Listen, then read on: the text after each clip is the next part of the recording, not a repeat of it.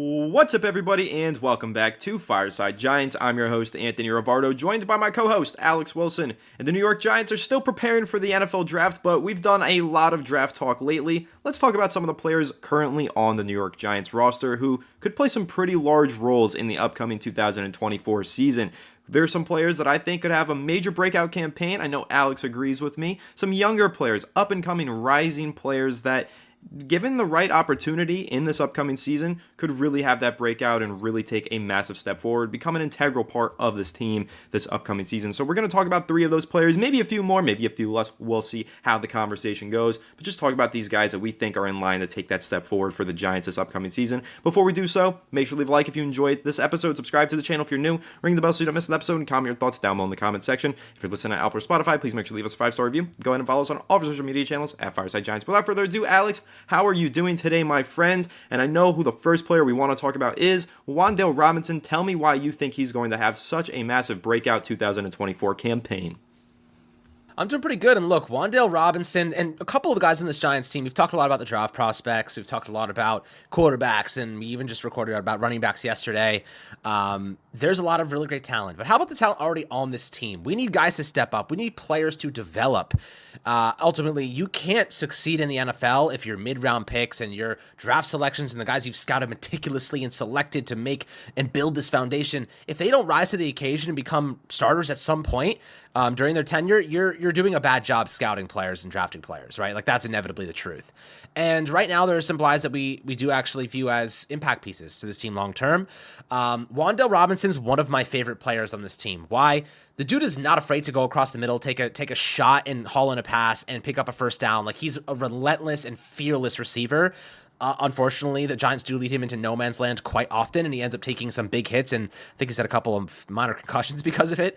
But nonetheless, still very, very good, and I love his route running. He's actually not as bad as you'd think on contested catches. He's got a little bit of physicality to him despite his frame, but what he does the best is after the catch, right? You get him into space and you just let him go. Get him some screen passes. I'd love to get Wan'Dale Robinson more involved in the screen game moving forward. The Giants don't use him much in the screen game. They really just use him on like quick outs, slants. Like they get him open on those zig routes, but like they don't really manufacture opportunities for him that often. It's really like just simple route concepts, and he's the first read because or maybe you're doing a high to low read and he's the last one.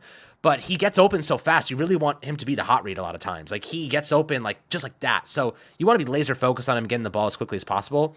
I love the fact that they've tried to attack the seams a bit when he returned from the ACL tear. And to be quite honest with you, the fact that he returned from that ACL tear and looked as good as he did was mind-blowing to me. Like, he was fantastic last season, despite the fact he was coming off an ACL tear, and people forget that. I think 1 year removed from that, stronger, more experienced, hopefully a better offensive line, hopefully some more playmakers to work with there. The Giants can scheme him open and he won't draw as much attention. I think Wan'Dale could be one of our best players in 2024. And I think he's going to be one of those guys that if you're a fantasy football person, I'd stash him on the bench, and if you're a sports bettor, and we're going to do a lot of, betting stuff during the NFL season, he's a guy that I would hit for receptions every single week. You know what I mean? He's a guy that's going to haul in 4 or 5 catches every week. No questions asked. And like, that's a luxury. It's a luxury item to have a player like that. So I love Wan'Dale. I think they can expand his route tree. I think they can expand how they use him, to be quite honest with you. I'd love to see him get more involved in the screen game and really activate him as more of a gadget, but also that traditional receiver used in the slot. How do you view the Giants using Wan'Dale moving forward? I know they were trying to ease him back in after the ACL tear, but I think that his potential is very much untapped. I agree with you. I think his potential is untapped, and he's a player that's a chain mover. I mean, if you look at the way that he was really used last season, 54 of his targets were in the short to intermediate portion of the field, 0 to 9 yards from the line of scrimmage. And he had 22 first downs on 43 receptions when catching the ball 0 to 9 yards from the line of scrimmage, which is really impressive. Like, that's a very solid number. The majority of his targets, 28 of them, were in the short center of the field. He went 26 for 28, caught 92.9% of those targets for 222 yards, 115 of those yards after the catch. That's the stuff that you love to see, and that's what tells you Wan'Dale Robinson, chain mover. Put him on those little drag routes, on those little hitch routes, on those little whip and slant routes. Have him run everything in that short to intermediate portion of the field and just feast. Now, the thing that you said, can they expand his route tree? Can they make him a little bit more of a dynamic threat? That's going to be the big key for Wan'Dale if he is going to have this breakout 2024 season. He does need to start making more plays downfield. He only had 5 targets from 10 to 19 yards off the line of scrimmage, only 6 targets 20 plus yards off the line of scrimmage. He ended up catching 6 of those balls for about 106 yards in total from 10 to 20 plus all throughout there. And listen, really great player underneath portion of the field, but Wan'Dale has been a little bit limited in his skill set throughout the first 2 seasons of his career. That is the key to making him break out in 2024. He needs to find more ways to get open and make plays downfield past the first down marker. He is moving the chains. He is catching the ball underneath the first down marker, picking up extra yardage, and creating those short receptions into first downs. And that's important. You need a player like that in your offense who is just a chain mover underneath, is your short yardage receiver.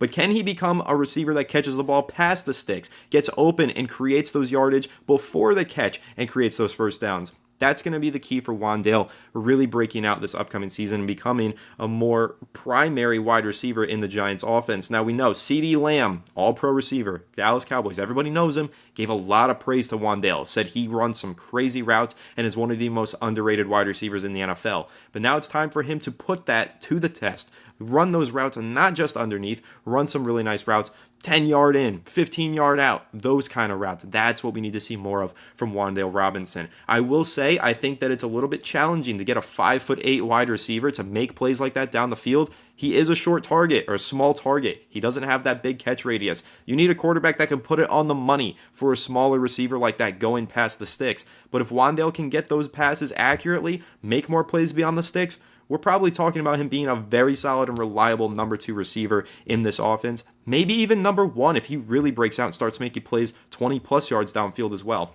But I do love what Wan'Dale Robinson brings to the game. Even if he doesn't expand his route tree and he doesn't become a playmaker past the line or past the yard to gain marker, being that guy that's just always open underneath is super valuable. Think about how much of a long and successful NFL career guys like Cole Beasley have had, right? Those guys who are just playing out of the slot, getting open on those short yardage routes, drag, whip, slant, everything underneath, always open, safety valve for your offense. You got a tight end who's your safety valve, and you have a slot receiver who's your safety valve. You can keep moving the sticks, just chipping away at defenses with those short yardage routes. That's why Wan'Dale Robinson, in my opinion, is going to be such a valuable player for the New York Giants this upcoming season, even if he doesn't expand his route tree and become a playmaker beyond the sticks. I think that what he does in front of the sticks, gaining those yards after the catch, that's why Wan'Dale Robinson is such a special player for the Giants and can be such a big part of their offense this upcoming season. Plus, they have another playmaker that might break out this year. You've got Wan'Dale on those short yardage catches. He's making all those plays, moving the sticks, chipping away at defenses. Who's taking the top off the defenses this year, Alex? I think it's going to be Jaylin Hyatt. I hope it's going to be Jaylin Hyatt. I hope that he's that deep threat, reaches that ceiling that we were expecting from him. At Tennessee, absolute monster. Fred Blitnikoff Award winner, was a deep threat. 4.3 speed, it's real. I know he ran a 4.4 at the combine, but Joe Shane said in game that definitely feels 4.3, and it looks like it on the field too if you watch him this past season. I love what Jaylin Hyatt brings to this team, and I think that he's going to continue to be a deep threat for the Giants. But can he be more? What do you think about that, Alex? I think he still has more productivity to add as a deep threat, but that was really more of a product of the Giants' offense not being able to push the ball downfield, offensive line issues, maybe quarterback problems with all the injuries that they sustained at the position. But if Jaylin Hyatt can make more plays as a big deep threat, vertical threat, catch some of those explosive passes, and add a little bit more underneath in the 0 to 15-yard range, he could become a pretty solid playmaker for the Giants. Alex, how are you feeling about Jaylin Hyatt as he enters his second season in the NFL? Look, we haven't really scratched the surface on Jaylin Hyatt, in my opinion. And I'll tell you one thing. I'm looking at his depth in receptions and his reception depth from this past season, and I got to be honest, it doesn't make any sense to me. He has 17 targets short, 0 to 9 yards from the line of scrimmage. I'm gonna be straight. I don't think Jaylin Hyatt should be sniffing catches in that range. Like he should not have 17 targets. And I'll give you the context of what I mean. You know what his intermediate targets were?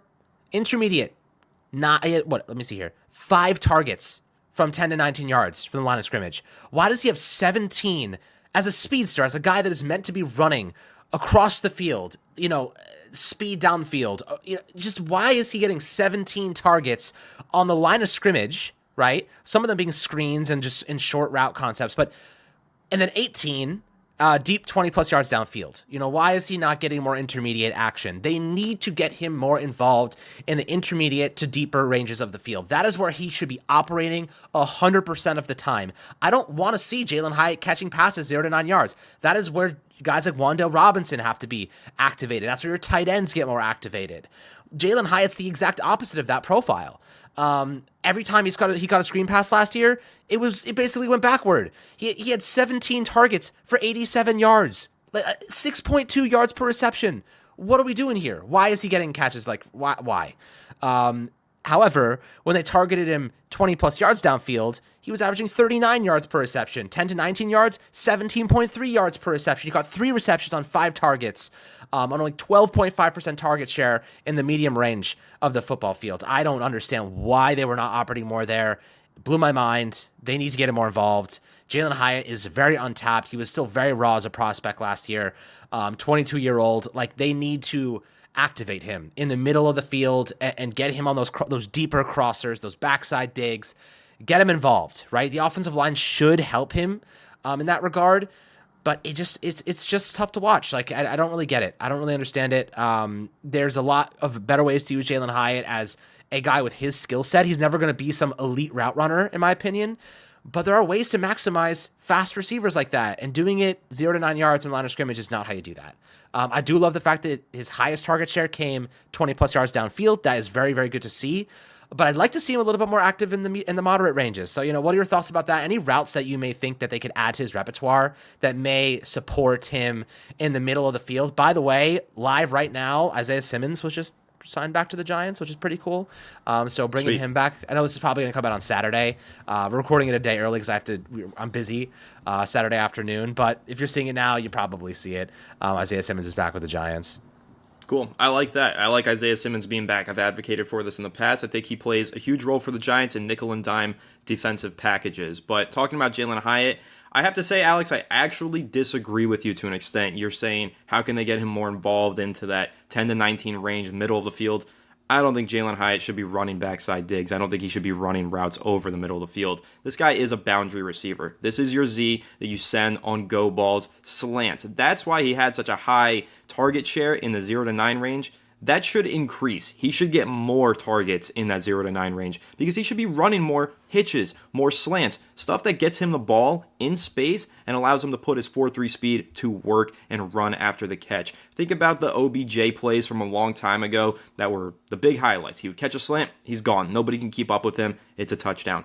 Jaylin Hyatt has that ability. Now, I'm not comparing him to Odell Beckham Jr., not saying he's anywhere near the talent that OBJ was in his prime, but I'm just saying in principle, when you have a guy who runs that fast, you want to try and get the ball out to him quick on some routes where he's got the ball in stride and just let him run up the field and outrun everybody. That's what I want to see from Jaylin Hyatt. I don't need him running a 15-yard dig into the middle of the field. He does not have the best hands. If that ball is a little high and he drops it, that's a pick. That should be where the Giants find somebody in the first or second round of this year's draft. If that's Malik Neighbors for them, that's who you want running that backside dig. He's going to be open on that. That's money ball every single time over the middle of the field. If they end up taking somebody later on in the draft, let's say Lat McConkey, let's say Ricky Pearsall, those are guys that run those 15-yard in routes and get open in the middle of the field.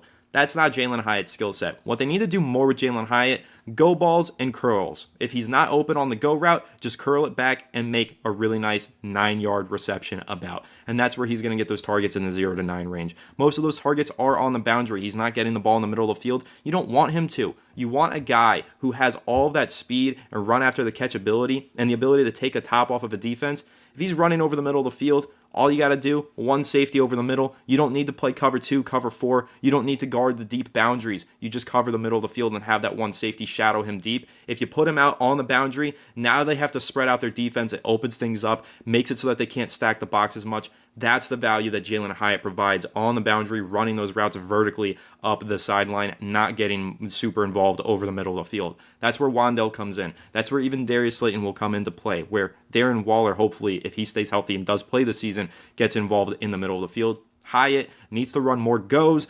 efficiently. He needs to get more targets downfield on those goes. Deep crossers for sure. That would be his route over the middle of the field if you want him to run one. Post, corner, all that deep stuff. That's what Jaylin Hyatt needs to do. He just needs to get open more, and he needs a quarterback that hits him more frequently on those deep routes. And if he's not running those deep routes, curl them back. If you're running a go and it's not there, this is the classic. This is why, Alex, I know that you really like Jaden Daniels, why you think he might fit in really well with the New York Giants. One of the reasons I think so is because he has an elite deep threat potentially in Jaylin Hyatt, who runs that go ball every single play, and if it's open, Jaden Daniels can hit him. If not, this is what they would do at LSU. If you don't have the leverage to go deep, just stop on a dime, catch the comeback route, the curl route. Easy 10-yard reception for Jaylin Hyatt. That's what he needs to sharpen up, is that stop-start ability so that he can create more opportunities one-on-one on the boundary. If he does that, he can become a very solid playmaker for the Giants. And then we could talk about getting him more involved on those middle-of-the-field routes and becoming more of an every level and every down receiver. But right now, what the Giants need to do, find ways to get him the ball in space. So that'll be the 0 to 9 yard range. If you want to talk bubble screens, if you want to talk slants, hitches, all of that good stuff. And they need to find ways to actually send him those deep shots, get him open. Even if you look at his stats in college, Alex, I think this is something interesting that might open your eyes. Jaylin Hyatt's target share, his final season at Tennessee, his record-breaking season, 36% of his targets were the 0 to 9 range. That's the majority, only 27% deep. But here's the thing. He caught 58% of his 20-plus yard targets for 677 yards. That's an average of 48 yards per reception on those 20-plus yard catches for 8 touchdowns, 166 yards after the catch. That's the thing with Jaylin Hyatt right now in the New York Giants. I just don't think they have enough pass protection, or they didn't last season, to get him the ball deep, and I don't think they had a consistency at quarterback that allowed the thrower to get the ball on stride and on the money to Jaylin Hyatt last season. That's really how you fix Jaylin Hyatt and make him break out in 2024. You get those things fixed. The pass protection and the quarterback position, you start hitting him deep accurately, he'll run under it, he'll catch it in stride, he'll be a big-time playmaker for you, and he'll also curl back on those go routes and create some yards in the 0 to 9 range. That's what I love from Jaylin Hyatt. I don't want to see them necessarily throwing those backside digs and having him work over the middle of the field against some mean linebackers. Little skinny, had some drops last year. Keep him working on the boundary, spread the defense out, open up the box for your runner, Devin Singletary, Trey Benson maybe, as we discussed in yesterday's episode, whoever is in the backfield, open things up for that running back by keeping Jaylin Hyatt out on the boundary and not playing him in the slot. So I think Jaylin Hyatt's going to have a big breakout season. Don't think it's going to be necessarily as an every down receiver. I just think it's going to be getting him on more go balls, hitting him deep with accuracy and timing. Then he can really break out. But I want to flip over now, Alex, to the defensive side of the ball. Let's talk about Dane Belton, a guy who we're probably not talking about enough. We have question marks about the Giants' safety room, right? They let Xavier McKinney walk. They didn't make really any signing. They brought in Jalen Mills, a veteran safety / defensive back, plays all over the place. That's not a starter for your defense. Who is starting at free safety this season? Dane Belton primarily has played more strong safety so far in his career, but he's moved around free safety, strong safety. He might have to be the starter this upcoming season if they don't find someone in the draft or sign someone in free agency after the draft. Alex, how are you feeling about Dane Belton? Do you think that he's ready to take that next step and become a full-time starter in the Giants defense? Well, when it comes to Dane Belton, like I said earlier, it's time for guys to start graduating a little bit. Like, we need some players that we drafted to reach their potential, see their upside. Dane Belton is no Xavier McKinney, and that's kind of going to be the narrative that we kind of talk about as training camp comes around. Given the Giants don't go out and either draft or acquire someone in free agency, as we just spoke about, Isaiah Simmons is back, but he's going to probably fill more of that versatile, strong safety linebacker role, that like money backer concept that James Betcher introduced a couple years back. But I do like the idea of Dane Belton getting a crack, and the reason that is because the Giants last year said to us, we like Jason Pinnock. And we were like, wait, what? Jason Pinnock? Why are we giving the starting strong safety job to Jason Pinnock? Well, Pinnock ended up becoming a pretty damn good player for the Giants last season, and he locked it down. Like, he was good. He's sideline to sideline speed. Honestly, I loved everything I saw from him. I think he missed a game or two there with injury. But otherwise, he was a very, very solid player, good instincts, and he's developed into a solid NFL contributor. So I like him as strong safety. But if the Giants feel like Dane Belton could be a solution for them at free safety, I'm not opposed to them trying it. And look, last year, we didn't see much from him. He didn't play that much. 295 snaps. He started the last 2 games of the season. He had 6 tackles in that time frame. And I believe he had a couple interceptions against LA. He had 2 picks. And that's huge, right? Like he has the capacity to have a couple interceptions. I think they were just floated balls by Matt Stafford, which is unusual for him, but nonetheless, Dane Belton sometimes is a good free safety. You just want to be in the right place at the right time. And Dane Belton was in the right place at the right time pretty frequently. He has a couple of issues tackling at times. He had a 23% missed tackle rate last year. Run defense was spotty. Like, there are things he needs to improve on. But I think at 23 years old, he's still young. Like, he's still a young guy, and I think the upside and the tangible qualities are there. He's a good kid. The Giants have been waiting a while to kind of incorporate him as more of an everyday player. McKinney leaving opens up a big hole for them. But I don't think that we're going to probably see this team allocate a first or second round pick on the safety position, obviously. So I also don't think there's necessarily starting free safeties sitting around the 3rd round. Like, these guys need to be developed over the course of a year or 2. So maybe it is Dane Belton. I know Justin Simmons remains a free agent, so we could see the Giants make a late push for his services. I think he's going to be a little bit more expensive than what they have available, especially because they don't have a cornerback just yet either. Maybe they wait until training camp, see if anyone gets shakes free from other teams, and whether it be money or maybe a rookie emerges and they want to get rid of a veteran to save a couple bucks. There's always players kind of coming around, but listen, I do believe that this Giants team is going to probably transition more towards some of their youth, and Dane Belton's one of those guys I think might have to step up in a big way next season. I do too. I just do question how much can he play. Is he ready for that starting role? Can he be the full-time free safety for this team? Because of Shane Bowen's defense is why I have that question mark, right? Because we've done our little bit of research on Shane Bowen, how he likes to scheme together his defenses, what it's going to look like, and everything that we read says safety play. Safety play is a major part of Shane Bowen's defense and the success of it. So what is the Giants' plan there? Because from what I've read, they like to have a center fielder in that Shane Bowen defense. Somebody who's basically playing as your middle-high safety and can get to each hash on a stop-and-go ability, get there and make the play. That could have been Xavier McKinney. He's gone now. Can Dane Belton fulfill that role? Dane Belton, during his time at Iowa, was very much a box safety. He was a cash defender, meaning he was pretty much playing linebacker in a big nickel formation. The Giants are going to run a lot of big nickel, and he's going to continue to play that cash role. And in fact, that's why I think he's going to have a breakout. Because I think Shane Bowen likes to run so much defense and dime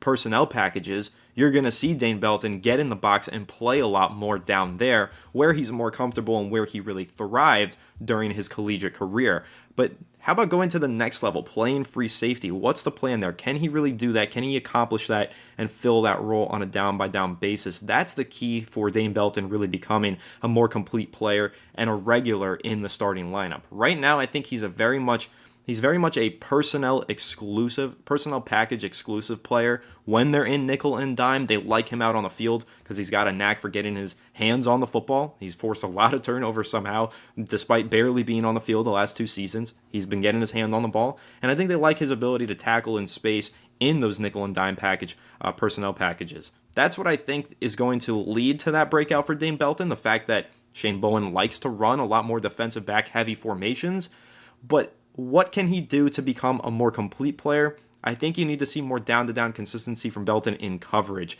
and I'm not sure if he's necessarily ready for that just yet, but if he does take that step and he does become better in coverage, deep, as a free safety, yeah, we'll see an even larger breakout. But I think the breakout is really going to come primarily from him playing in the box in those new personnel packages that we're going to see Shane Bowen implement a whole lot more than we did see from Wink Martindale. Wink Martindale really loved to play a lot of man coverage, blitz. It left the defensive backs in very vulnerable positions sometimes. They didn't have the personnel to run Wink Martindale's defense last year. They straight up just didn't have it, and they tried anyway.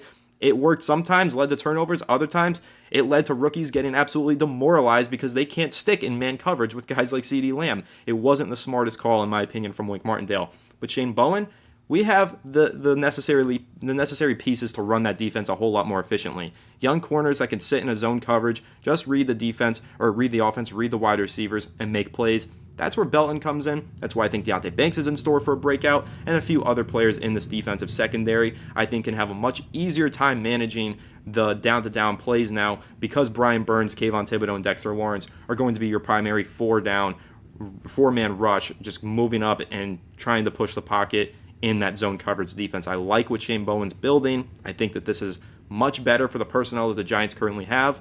But who is playing that free safety role?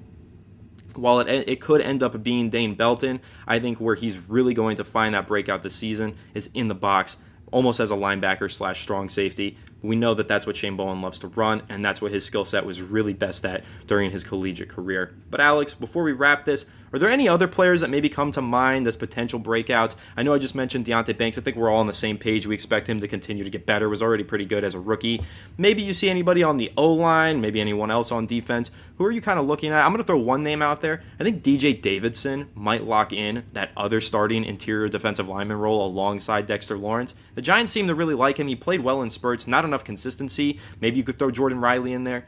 I think they need to find a solution on the interior of their defensive line alongside Dexter Lawrence. Maybe one of those guys breaks out. Maybe there's anybody else that you're thinking of. Who do you have your eyes on, Alex? DJ Davidson's a good one. I like Jordan Riley as a guy that could potentially, sneak in there and get some opportunities. Obviously, solid player. We saw, I think, got injured at some point last year, which disrupted his flow. But one guy I really think is going to take a big step forward, and I think a lot of people would agree, is John Michael Schmitz. Rookie season, tough rookie season at that. Bobby Johnson didn't help that. The cycling, musical chairs at the both guard positions. How do you sustain that? If you're a rookie center and every game you look to your left or right, there's different players there, how are you going to succeed? People that are saying John Michael Schmitz isn't good or he's not going to have a good year or good career, clearly didn't watch the Giants last year, because if you saw what he had to work with, it was Ben Bredesen swapping sides every other game. It was Justin Pugh. It was Marcus McKethan. It was this guy or that guy. No consistency there. I think John Michael Schmitz with Carmen Bricillo, whatever, is going to be much better. And that definitely is something that I would stand by and say I think we're going to see a lot better performance from John Michael Schmitz. I also would say Deonte Banks is going to take a big step forward. I think Deonte Banks is someone that I think locks down that CB1 role and becomes that guy. Another one I want to throw out there, Cordell Flott. He's had some really good games. Like, we've seen good games from him. I just need to see it more consistently. He's a good, solid man coverage corner. He can play in zone. His tackling is obviously a little bit spotty because of his lack of size, but it is what it is. You live with that with his frame, because he's kind of that wiry frame, and cornerbacks like him are solid in coverage, but maybe struggle against the run. I like him a lot. Trey Hawkins is a guy I could see finally cracking the team and getting some opportunities every now and again. Maybe Kayvon Thibodeau finally gets that consistent, stretch of games, that true breakout. He was good last year, yeah, but he isn't consistent. I think he finally maybe cracks that code, because you have Brian Burns getting a lot of attention, Dexter Lawrence getting a lot of attention, and then you got Kayvon as the number 3 option now. Last year, he was like the number 1 outside linebacker, number 2 pass rusher behind Dexy. Now he's the 3rd guy. Now if you're an opposing team and you're like, we can't freaking stop Brian Burns, you got to allocate a tight end, and now all of a sudden you got Kayvon Thibodeau, who has basically 1v1 scenarios, 3rd year in the NFL. What is he, 23? Like, guys, keep in mind, like, Kayvon was young when he entered the NFL. He was 21 years old. Like, he's still a very young player. Like, you could argue his frame is like just finally getting to its maximum peak, and his experience is definitely getting better. So, obviously, I think they're going to have Andre Patterson work a little bit more with the defensive linemen this year, rather than the outside linebackers. So that would be great for the pass rush repertoire. I'm excited about that prospect. But yeah, those are the primary guys I'm looking at as guys that could get better and finally start to show more consistently good performances. Yeah, and I just want to reemphasize the point of Deonte Banks. I think that Deonte Banks, there was this notion of Deonte Banks when he entered the NFL, when the Giants drafted him, that he's this elite man coverage cornerback. That's not always been the notion for Deonte Banks. Entering the NFL, when scouts and analysts were saying this is an elite man coverage corner, they meant he's got the size, prototypical build, and the athleticism and physicality to play man coverage in the NFL. But he's really good at playing zone defense in a man-match principle, meaning he's playing one portion of the field and manning up anybody that goes into that portion of the field. That's what he's going to be doing this season. Man coverage in the NFL means if you're on the left boundary and your receiver runs a crosser all the way to the right sideline, you are stride for stride with him the whole way. Do you know how easy it is to get burned when you're trying to run with a Tyreek Hill or a CeeDee Lamb and just play man coverage on them down to down? It's almost impossible. So for a defense like Wink Martindale's that was running man coverage 45% of the time, almost leading the NFL in that regard, it's so tough for those young cornerbacks to actually keep up with those great receivers and play man coverage in that facet. But if you're playing man in one zone, you're just zoning up in one portion of the defense and manning up anyone that comes into that zone. That's what Deonte Banks was really good at Maryland. That's why everybody referred to him as a man corner, because when you're playing cover 3 in the NFL, in many ways, it does become a man, because if you're playing cover 3 and your receiver on the X position runs a curl or a go or a corner or even a post for that matter at times, you're guarding any of those routes that come in that vicinity as a man coverage corner. So that's where Deonte Banks is going to thrive this season with Shane Bowen. So I did want to just point him out and say, hey, I think that there was a little bit of a confusing notion for a lot of Giants fans as to what man coverage really looked like for Deonte Banks. He did get burned in man coverage last year, but he got burned on plays where it was like, now you're being asked to run a drag route from the out wide position. You have to go all the way across the formation. Yes, you're giving up receptions when you're doing that. That's baked into the defense, though. He was supposed to give up those receptions, make the tackle after the play, or let somebody else make the tackle. But it's really tough to win as a man cover, playing man coverage 45% of the time, or even higher rate in some games for the Giants last season in the NFL. Now that the Giants are going to run more zone coverage and just let Deonte Banks play a quarter of the defense, just lock down one sideline, watch the magic that's going to happen. This kid is super physical, great in run defense. He's great in that kind of defense. That's what he did primarily, a cover 3 defense at Maryland. I think he's going to be an absolute star for the Giants in 2024. That's the number one player that I think is really going to have a breakout. But you guys all know how much I believe in Deonte Banks, how much I believed in him since before he even put Giants Blue on. I really wanted him to be a Giant ahead of that draft. That was my final prediction in the mock draft. They took him. Still thrilled about it, and I think that's the breakout that we're all really going to be excited about in 2024. Some of the other players you mentioned, though, Jordan Riley, Kayvon Thibodeau, all those guys could definitely be breakouts. I would be remiss if I did not mention, though, not all of these guys are going to break out. Some of these guys are going to disappoint us. Some of these guys are not going to have the breakout seasons. We weren't necessarily predicting who's having the breakout. In this episode, we wanted to just kind of break down some of the guys who could have the breakout. Keep them on your radar. Maybe if things go right for them, they will have that breakout. But we all remember last year, yeah, we said Evan Neal was going to have a breakout season. No, Evan Neal did not have a breakout season. It doesn't always go according to plan. So keep in mind, at least one of these guys is going to disappoint us. But hopefully, because of what the Giants are putting into place here with their schematics and who they're building around, some of these guys should break out and become long-term pieces for the Giants this upcoming season. And I just can't wait to watch that unfold and see what this roster looks like after the upcoming NFL draft. So, again, guys, stay tuned because we have more details to be revealed soon enough about our 20K special that we have planned for you, about the upcoming draft live stream and reaction videos, all that stuff. It's going to be a lot of fun. Stay tuned to the channel for all of your New York Giants news right here on Fireside Giants. But that pretty much wraps this one up. Make sure to leave a like if you enjoyed this episode. Subscribe to the channel if you're new. Ring the bell so you don't miss an episode, and comment your thoughts down below in the comment section. If you're listening to Apple or Spotify, please make sure to leave us a 5-star review. Go ahead and follow us on all of our social media channels at Fireside Giants. Without further ado, we'll catch you on the next one. Have a good one, and let's go Giants.